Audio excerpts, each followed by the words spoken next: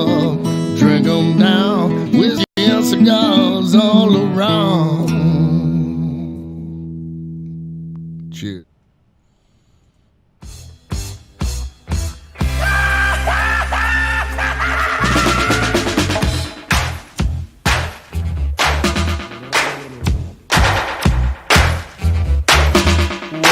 Well.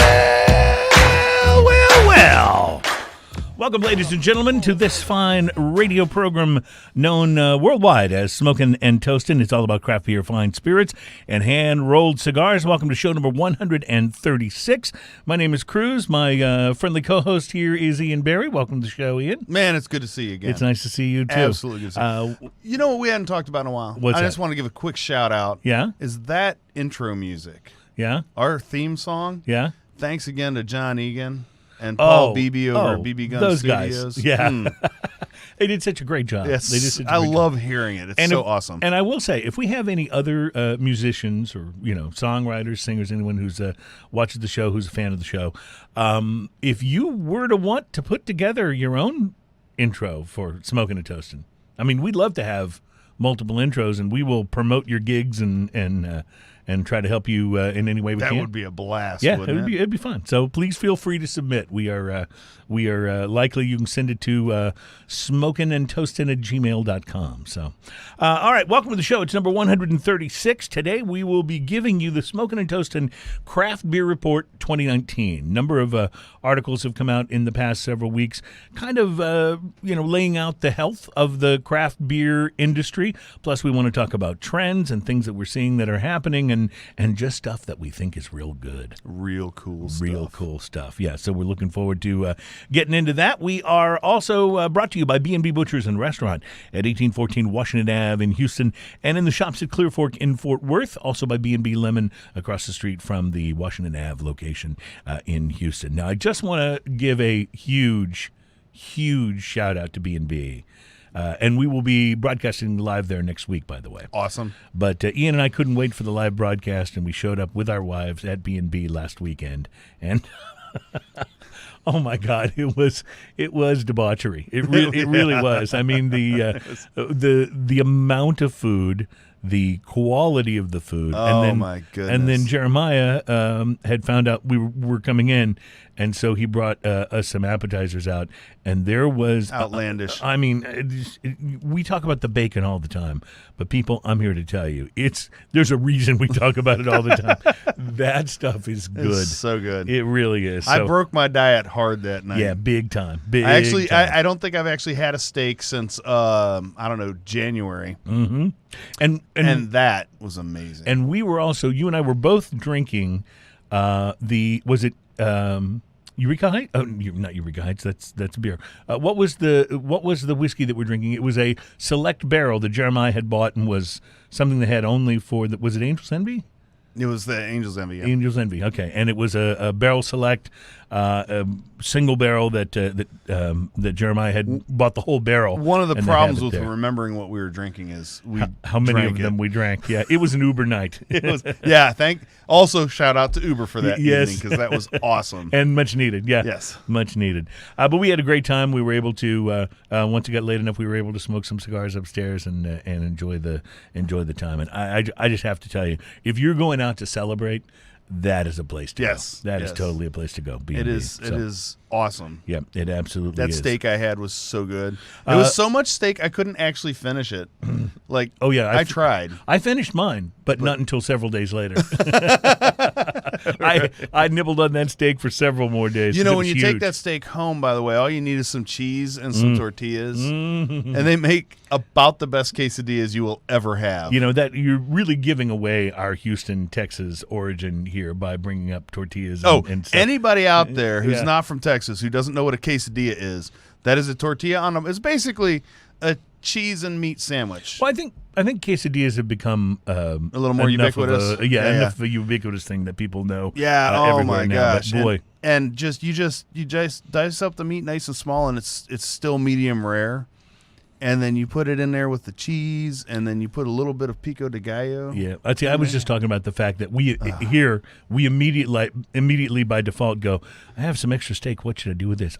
Tortillas. Yes. Right? Absolutely. That's where we go immediately. Well, they're edible plates. Yes, they are. They are little edible plates. And they're they wonderful. They're delicious. I've got this bakery right by my house that makes tortillas that the first time I went in there were kids running over to the corner and grabbing something and gobbling it up. And I was like, what are they having over there? And the lady was giving out slices of their flour tortillas that are that good. Yeah, if a place is making really, really good tortillas, just tortillas with a tiny bit of butter, that's all you need. That's so good. Oh, so it good. is.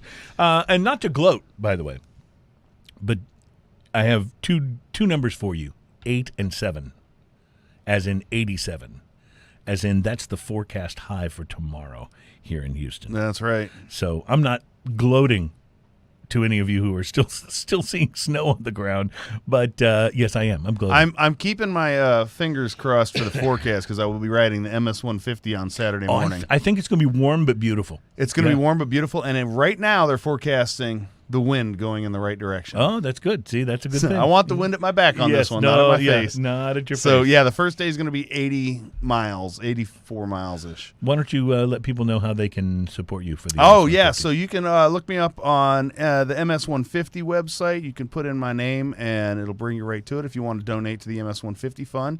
I have broken my $400. Nice. So that I will be able to not have to pay out of my pocket to do great. the ride, which is awesome.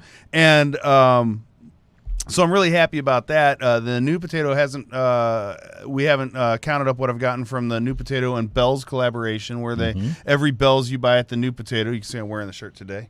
Every Bell's product you buy at the new potato, $1 goes into my MS-150 fund. So I'll be talking to Paul about that in the next day or two, or the next day has been the next day, and then I get at the crack of dawn on Saturday, I get up and I start riding. So you can find me on the Facebook, search my name on Facebook, look it up for MS-150. You can donate on there, and I'll repost it again today just to make sure. And you mentioned Paul. We have a couple of friends of the show named Paul, although one of them is a relatively new friend, and he's our buddy Paul from the Heights Cigar Lounge in the Heights of Houston.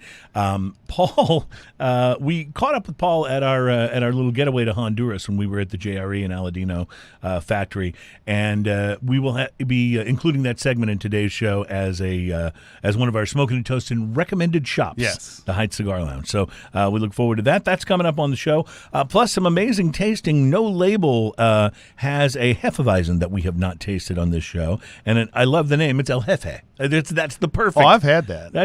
I'm sure you have, but we've That's never been around actually a while. Yeah, we've never actually tasted it on the show. Yeah, I won't give it up. Yeah. So, but it is the greatest named Hefeweizen ever. El Jefe. Yeah, El Jefe. There's no better name for a Hefeweizen. We'll also be trying an IPA that looks interesting. It's from Toppling Goliath Brewing, which is from Decorah, Iowa, and it is. Are you ready for this name? It's called Fire Skulls and Money. That's pretty awesome. That's pretty awesome. Yeah, which immediately makes me think of Lawyers, Guns, and Money, the Warren Zevon song. But yes, Fire Skulls. And also, and I don't know if you can see the detail, but you are wearing a shirt that has skulls. I have brought the appropriate shirt for Fire Skulls and Money. In fact, it has skulls and shark fins. There's actually some similarity to the can art, as you will see when we break that bad boy out. And finally, 50/50 Brewing from Truckee, California, has an Imperial Stout called Eclipse that we'll be tasting on the show. So that I am looking forward to in a pretty big way. Ian also has brought in a whiskey for us to taste today, and it is the Corsair Citra Double IPA malt whiskey. And but that's not the only thing you brought today. It is not, but that'll be held out until. Oh, you're going to hold that out? Yeah, okay. I'm going to hold that out until it's time. Are we going to break it out with the first beer? There will be a revealing. There will be a reveal. I always love when there's a reveal.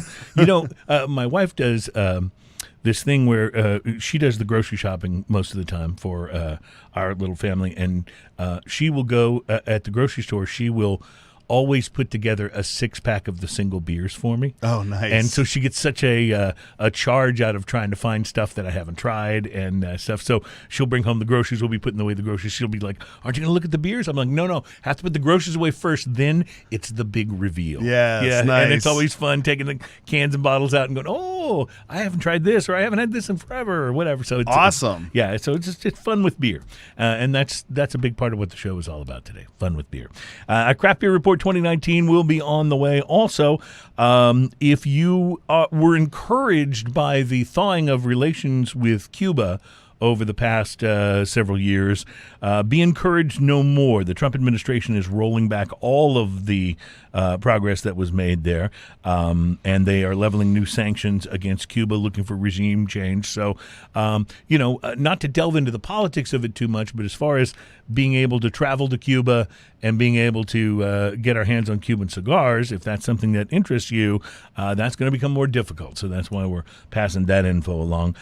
Plus, I think we're going to start a new feature on the show today, and today's feature is the new feature is going to be called Douchebag of the Month. Oh, and we have one. It's Representative Frank Pallone Jr.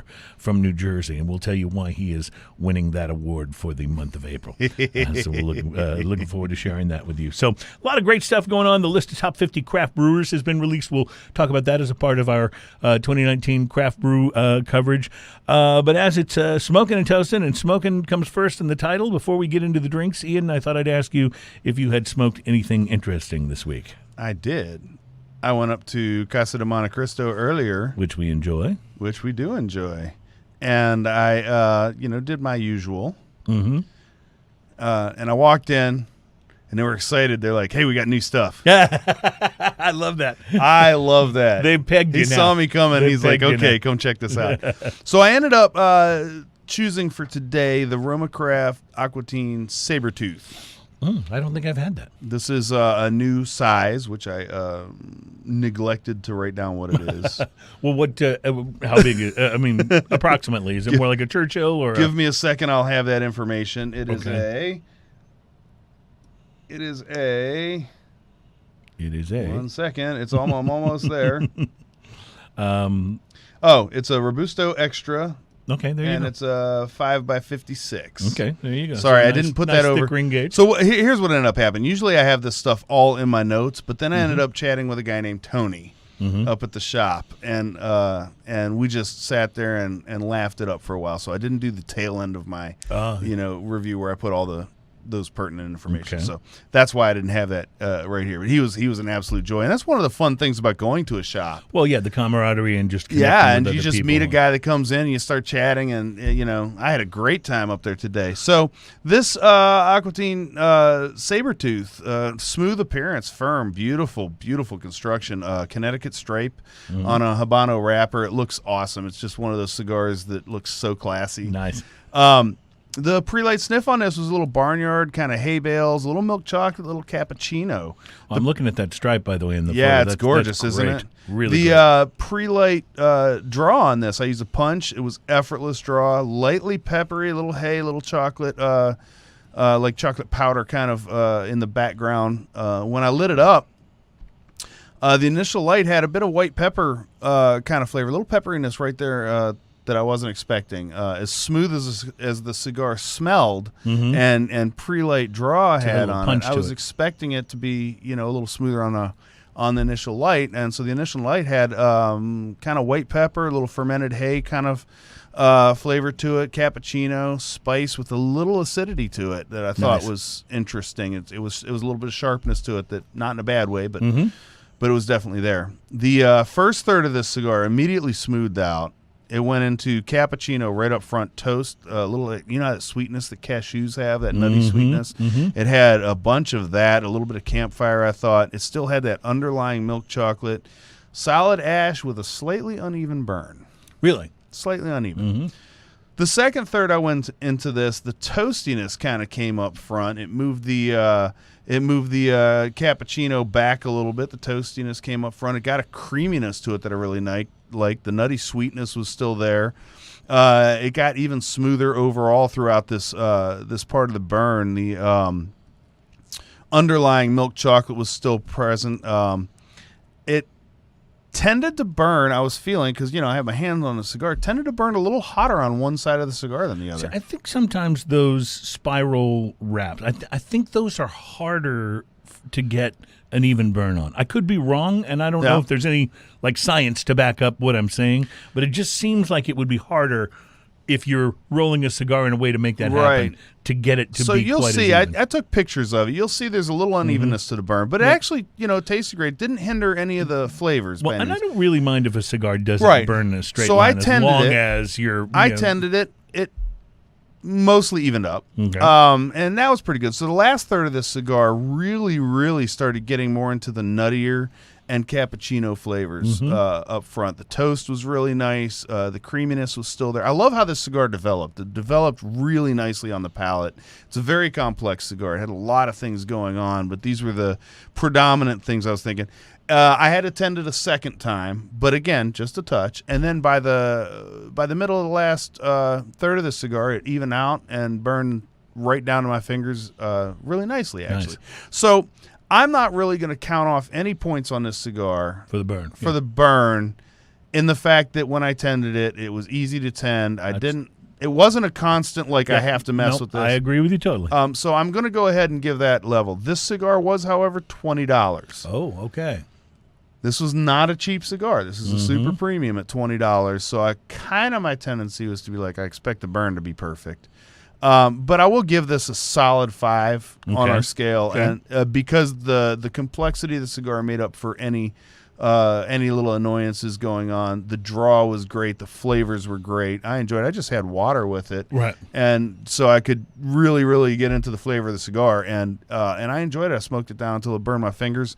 Definitely a 5 on the scale. You got exactly what you paid for. You got a $20 cigar, and the tending issues weren't enough. I mean, it responded to tending it in a way that I didn't have an issue. Well, if anybody saw last week's show and the photos of the cigar that I was smoking on last week's show, that's where construction becomes like, okay, this is a real issue. Yeah. If it just needs a little tending every once in a while, Yeah. but you can still smoke it, still get the flavor out of it, and it isn't just falling all apart on you, looking like one of those exploding cigars from the old cartoons. Right. Then I'm fine with Well, doing a little and we bit of are tending. dealing with a handmade, hand-rolled, Exactly. organic item. So there's only so much predictability you can have, and sometimes, like, the little nuances like that, we can kind of celebrate them a little bit. Yep, that's right. As long as the cigar, like, it drew, As long as it smokes the way it's beautiful. supposed to It's smoke. smoked and- yes, nice. exactly. and a little tending, I got no problems with it. Absolutely. Well, I had an interesting one this week, and as you will see from the band on the cigar when the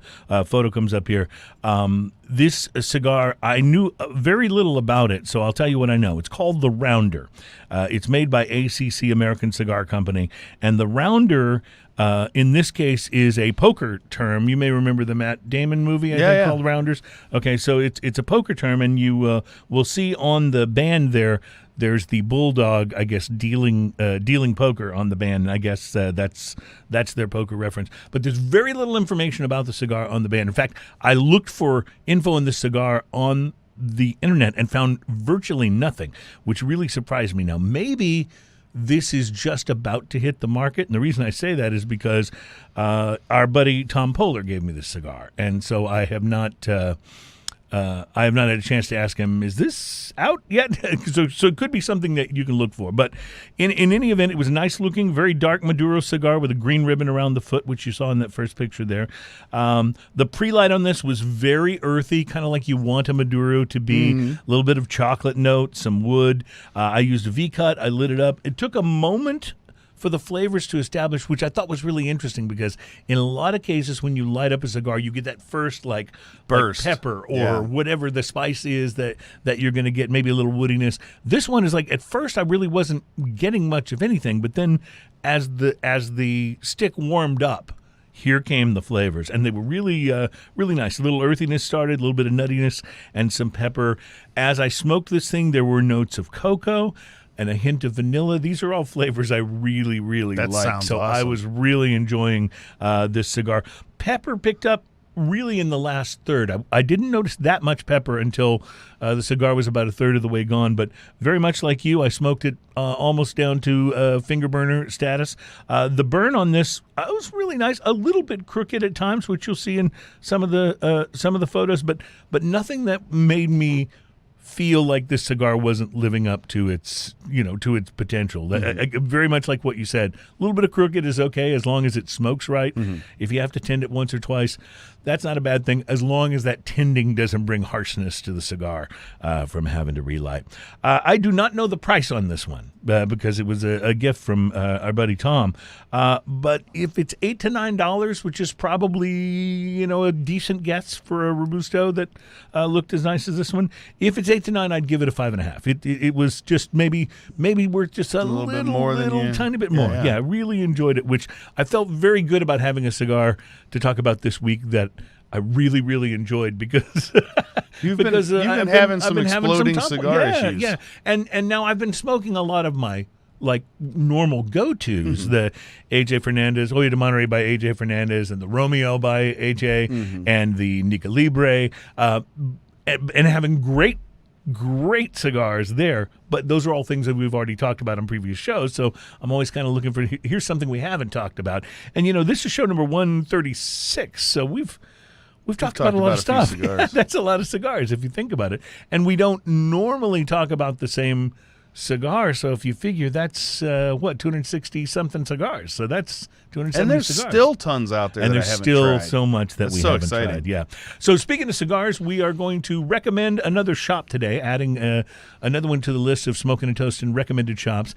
It is the Heights Cigar Lounge in the Heights in Houston, on I believe 19th Street, if I'm not mistaken.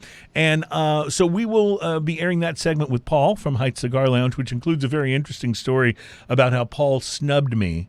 And then eventually became our buddy. Anyway, if you're watching this on video, I want you to look at the look on Cruz's face when I start to tell that story. Oh yeah, because that was a complete surprise to him. Yeah, so we'll look forward to that. Plus, this show today is all about the state of the craft beer industry. It's the Craft Beer Report 2019. What's going on with craft? How healthy is it? Is it in decline? Is it still growing? And then, in addition to that, what are the trends? What's hot in craft beer right now? And in our next segment, we'll taste one that Ian has let me know that he's tasted plenty of times, but that's okay. We haven't done it officially on the show, the El Jefe Hefeweizen from No Label in Katy, Texas. So all of that when we come back in segment number 2. Thank you for checking out our show, and hello to our buddy Chris Hart, who nobody cares about. Don't forget to like it and share it out. Yes, and we'll be right back. Smoking and Toasting.